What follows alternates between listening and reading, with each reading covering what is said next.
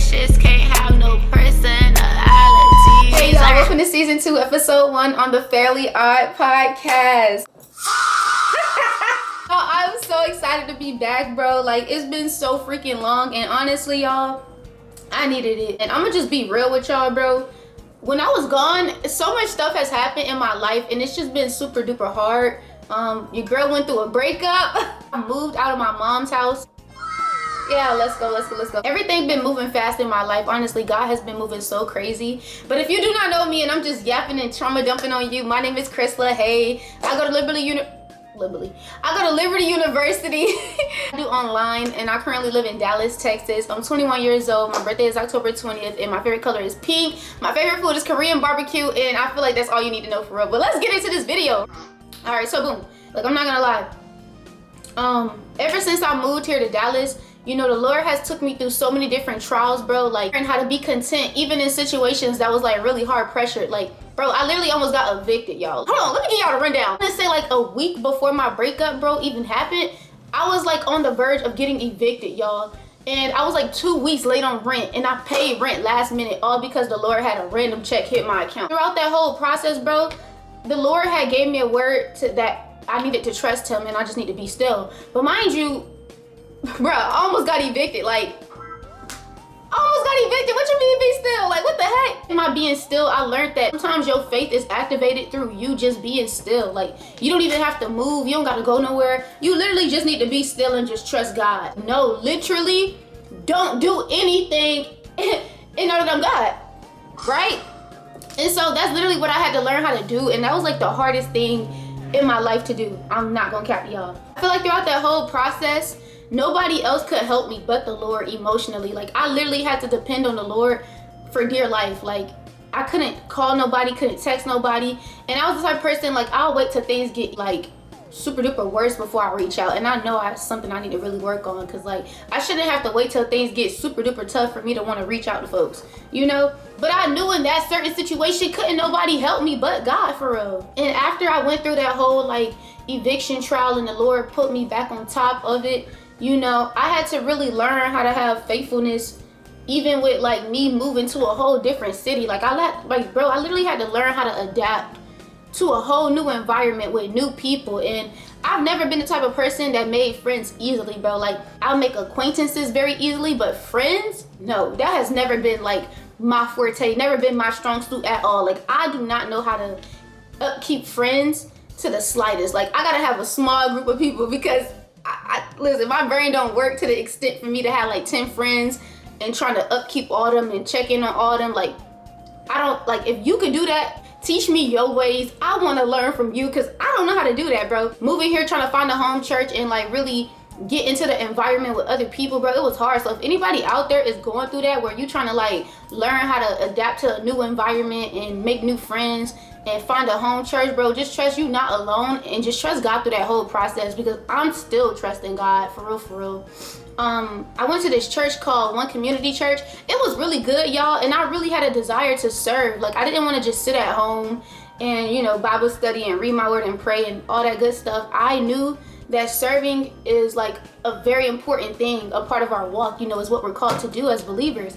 And I'm just like, Lord, I want to serve. Like, I want to go out in the field. I'm trying to preach the gospel. I'm trying to, you know, lay hands on the sick. Like, I'm really trying to get out there. You feel me? I really had to learn how to like trust God, that his timing is perfect. And even when I don't understand, you know, the timing of things and how he makes them work, I just got to trust him anyways, you know?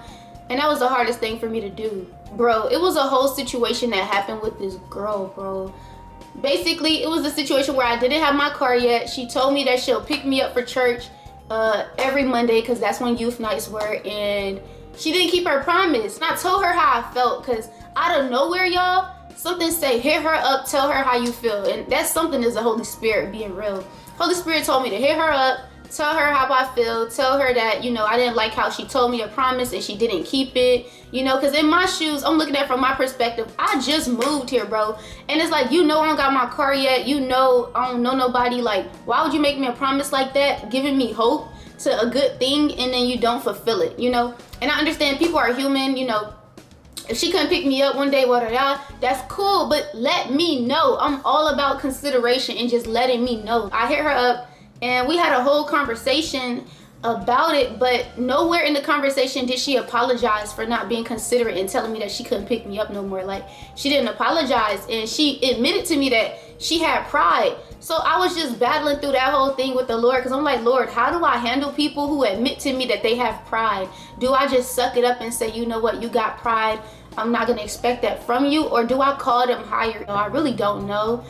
But I'm just telling y'all how I handled the situation. I just let things be between us. I'm just gonna keep it pushing. I tried to make peace. Because y'all, come to find out, she removed me off everything. Like, she didn't say anything. She just removed me off everything because she said she thought I had an issue with her. And I'm like, why would you think that out of nowhere? Like, it didn't make any sense, y'all. That friendship paranoia, like, even though I left that back in Egypt before I crossed over here into my promised land, I felt like that was a test by the Lord to see how I would handle, friendship mishaps and see if I'm really ready to enter into community. Because I'm not gonna lie, I feel like everything that we go through, every season of our life is a test. Especially the ones when we're isolated and God not really letting us go around no people. I feel like that's the Lord testing us, trying to see, like, okay, how would you handle these online friends compared to if I put you around people? Because there's really no difference for real. Like, the way you act online should be the way that you act in person. So if you treating people good online, you're gonna treat people good in person even more. I felt like that was a test from the Lord, and honestly, I feel like I passed. I feel like I passed. You feel me? After the friendship paranoia thing was really going through my breakup, bro. Oh my goodness, bro. My breakup had to be where I got the most gems from the Lord and the Holy Spirit. Because honestly, me and my ex-boyfriend, we did not have a bad relationship, but it was certain things that I knew we both needed to work on. Like, we both needed to learn boundaries and to keep it. Around this time of my life, I was really dealing with lust, bro. Like, I was fighting lust so hard. And I know as women, we don't really talk about that for real. Like, we don't really talk about our struggles with lust because it's like taboo when in the Christian community. But it's like, bro, we all human at the end of the day. God made us all with the same senses and sensations. So it's like the same way you like sex, I like sex too. I ain't gonna lie. That was something that I was really struggling with. I had to let the Lord purify my desires, of intimacy, and change my perspective of intimacy. Like, intimacy isn't always just sex. Intimacy is connected with somebody on a mental level, going deep in conversation, all that type of stuff. And that's something that I wasn't comfortable doing in that relationship. Like, he would encourage me to do that, and he'll say, hey, we could talk, we could do this, we could do that. Like, it don't always gotta be that. But I struggled to believe him in a sense where I would feel like, okay, if I'm not hugging him or if I'm not kissing him, maybe he gonna think I don't like him. Bro, working through that breakup, because it was God ordained for us to break up, the Lord told him to separate from me. And so I really battled with the question of, Lord, how do I allow myself to stay on the altar of being given up? Like, has anyone ever experienced that, where you had to stay on the altar and be given up by somebody to God? I don't think nobody talks about that side of surrender, where you have to allow yourself to be surrendered.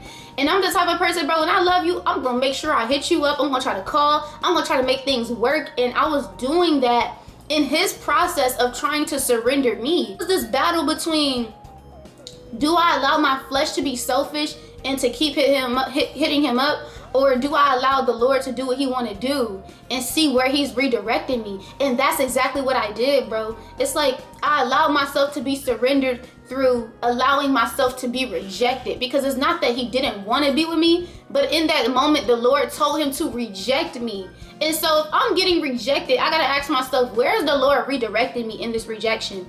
And I knew that it was towards healing, bro. It was a lot of things that I knew I needed to work on, because a lot of things came up in the relationship. Not in a sense where we were arguing or anything like that. Like, we never argued. It wasn't nothing like that. It was just more so, how do I be in a purified, biblically led relationship? How do I allow a man of God to really lead me? And how do I become the best helper I can be without being an Eve, bro, and leading us both astray through my own desires within me, because that's exactly what Eve did. Eve led Adam astray because of her own desires, and then Adam went with it. And so that's something I know that the Lord for sure is purifying in me. And I just want to tell y'all, women and men out there, like, bro, allow yourself to be purified. Do not rush this process of trying to get into a relationship and get married and all this stuff. It's not even what it seems to be. And every married couple says the same thing. Like, marriage is not what we think it is. We could really just chill and just wait on God. When it's time, and ain't nothing gonna stop what God has ordained. You feel me? And honestly, I'm gonna tell y'all how God used that situation for my good, because although I got redirected towards healing,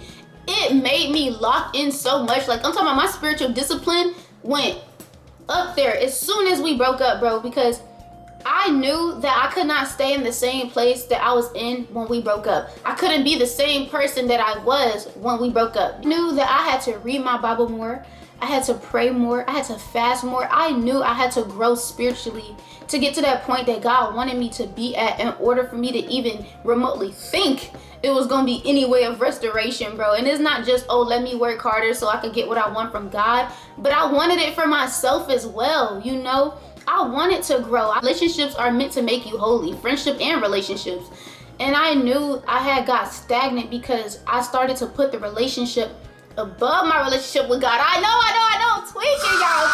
I know I'm tweaking. But God is so faithful because he pulled me out before it could reach the point where I was defiling myself and him to the fullest extent. And so I'm grateful for that, bro. This is something I wrote, y'all. Spiritual discipline only felt hard to do when I had made it something else I had to deal with along with my problems and not the solution. A lot of us look at spiritual discipline from the wrong perspective. We look at spiritual discipline as another add-on to our problems in the day instead of it being the solution. We look at reading our Bible as another chore instead of it being the solution to our emotions, to our trials, to anything that we're dealing with. You know, it's all solutions, and it's a perverted perspective that the enemy gave us to keep us from the presence of God and to get from breakthrough to breakthrough and glory to glory and going deeper with the Lord. Like, spiritual discipline is meant to strengthen us and help us in our trials, not to weigh us down or burden us. And I guess it's all about how you approach it, for real. Like, are you approaching your spiritual disciplines as something that you need, or are you approaching it as something that is obligated in a sense of, oh, I have to do this or God gonna do that? And God doesn't operate like that. God is faithful regardless of what we do. It's just an understanding to let you know that nothing can separate you from the love of God. God is not like man. You know, with man, we do something and a person be ready to cut you off. They be ready to, you know, get you gone. But God is not like that. God is the type of man where you could do something wrong and he's still gonna be there for you. And that's why I love him so much. And that's my favorite characteristic about God, is his faithfulness, because I know how faulty I am as a human. I know how much I mess up. And even in my mess ups, God is still faithful and he's able to work out a story for me regardless. Like, God has so many different paths for me. So it's like I can walk in faith freely without fear, knowing that even if I do take the wrong step in this walk, God is gonna redirect me back to the correct path. And I don't know who that's for, but I feel like that just resonated with somebody. So if it did, drop a comment down below. I don't know, drop an emoji or something. God will test your faith with the blessing that he just gave you. Just like with Abraham. That was something I was not prepared for with that relationship, because I had just got it back. And I wasn't prepared for the fact that God was gonna get ready to test my faith again. I thought just because we had already went through a separation and the Lord was gonna the Lord tested my faith the first time, I didn't expect for him to restore us again and test my faith with it again. I did not expect that. So the Lord, he funny for that. I'm not gonna lie, he funny for that. With things that, hold on y'all, let me open the door for me. God doesn't ever bless you with something just for you. God always gives us blessings to give him glory again. That's something that a lot of people don't talk about or know, is with the story of Abraham and Isaac, right? Abraham had to give Isaac back to God. Why? Because God wanted to test whether or not he loved Isaac more than him. Obviously, we know that Abraham did not love Isaac more than him, because Abraham was ready to off Isaac. Like, Isaac was going to be dead. It really truly proved Abraham's love for God in that moment. And so it's like, okay, when God is asking us to give something back, it's our opportunity to show God, like, God, I'm putting nothing above you. I love you so much to the point where I will never put anything above you. And I think that's so beautiful, because we don't really have that out here, for real. You know, it's so many idols nowadays. Like, the phone is an idol, the game is an idol, social media is an idol, people are idols. Like, it's so easy to make idols nowadays, and there's so many things that we think are so good and so fulfilling in our life because we use it every single day. And I think that's the scary thing, is we have to be careful with the things that we use and indulge in every day, because they can easily just as much become idols as something that you just got. I think sometimes it's good to take breaks, because the only sustaining thing that is faithful in our day is God. And we can get that confused. We can get God faithfulness confused with the things that we use every day, because we use it everything we think is faithful just because it's working every day. But in the same way, God can't break like a phone screen could break. You know, your phone could break any moment and now your idol is destroyed. But God is so powerful, he could never be destroyed. Come on now. Leads me into my next topic, where I want to talk about faith over familiarity. You know, just that process of growing. Half the time I had no idea what God was gonna do or was doing in this season of my life. Honestly, I still barely have no idea what God is doing, but I only have pieces that make up the bigger picture.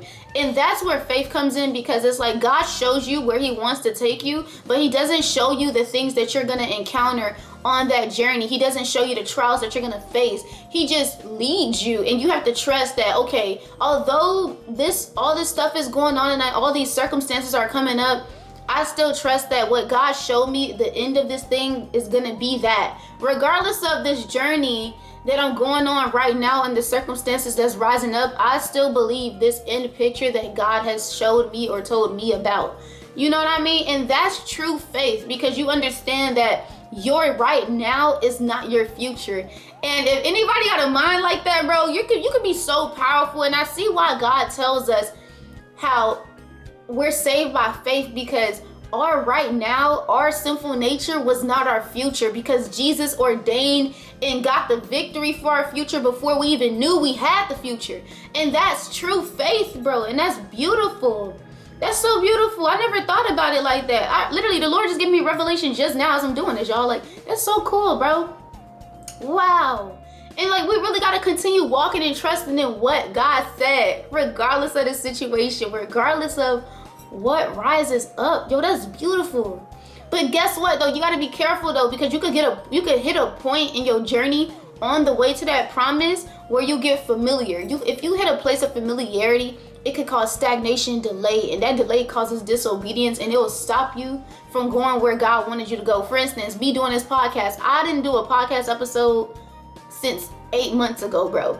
And I hit a place of familiarity 8 months ago, where, you know, I went into transition with moving here 7 months ago, and I hit that place of familiarity where I got so comfortable that I stopped doing what God told me to do. And the Lord had told me that I was living in disobedience because of it, and I wasn't able to reap what he wanted to bless me with because of it, y'all, because I stopped doing what he told me to do and being obedient to that. And so familiarity can kill the process of producing faith, right? Because you'd rather be comfortable in what's familiar than move in what's unknown. I'm gonna say it again. You'd rather be comfortable in what's familiar than to move in what's unknown, right? The breakthrough is in the unknown, because you activate dependence and lose control. And that's faith. Literally, lacking dependence and losing control is faith, bro. Because it requires you to put your full trust towards something that you cannot see, which is the Lord God. Like, you literally putting your trust in God, bro. And man, I feel like we don't really talk about how crazy it is to have faith nowadays. Like, everybody is so pessimistic, and you know, they want evidence for every single thing, and they think that because you can see the stars that all these other galaxies exist without ever having to see it. And it's like, y'all have faith in that, and y'all have faith in what these people tell y'all, but y'all can't have faith in God. That's a conversation for another day. Regardless of everything that I've been going through, the breakup, the move, you know, the trying to find friends in a new environment, all this stuff that I done endured and been through, bro, I just want y'all to know that you won't go to the next level that you trying to go to unless you have faith, unless you choose to let God take you there. And it's all through faith. It's all through walking in the unknown. So if you don't know the other side of a decision, have faith that God will lead you in the right direction, regardless if you feel like you walking in the right direction or not. Trust that he'll lead you back to the right path if you make the wrong step. You know, you're not gonna do things perfectly all the time, and it's okay. God bless y'all. I hope y'all enjoyed this podcast episode. I know I probably was rambling. I don't know, y'all. I'm still trying to get used to recording and being on the camera, but hey, hey, God called me to do it, so clearly I'm made for this. You feel me? I'ma just do what he told me to do. And I trust that he gonna do what he wanna do with this video at the end of the day. So make sure y'all like, comment, and subscribe on this podcast episode. Give this video a big thumbs up. I just wanna say God bless y'all. I love y'all. Peace and blessings. Shalom.